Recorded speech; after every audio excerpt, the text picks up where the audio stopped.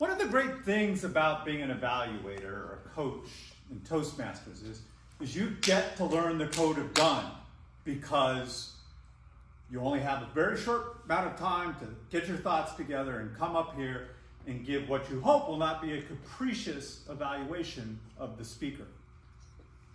Mr. Head Coach, fellow Toastmasters, most welcome guests, and particularly Price as our speaker.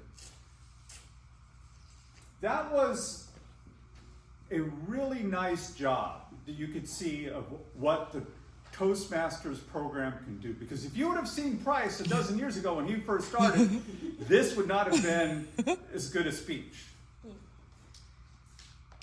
I liked how he paced himself. For me, that was the most important thing.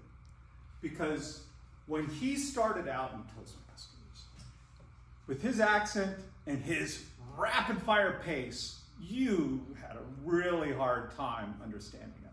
But today you might have noticed he was very methodical. He spoke in a pace that allowed you to understand what he was saying and to get his ideas across.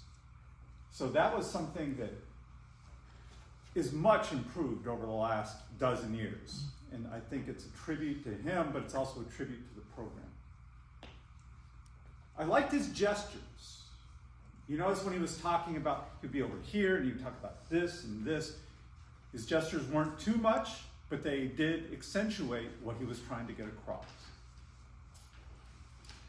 I liked how he had stories, because every speech should be filled with stories that let you relate to the topic at hand. And he did that. He was talking about the person he uses to edit his drafts, give him feedback, talking about the person who was so paralyzed by fear and perfection. Those were good things to relate to as you were doing it.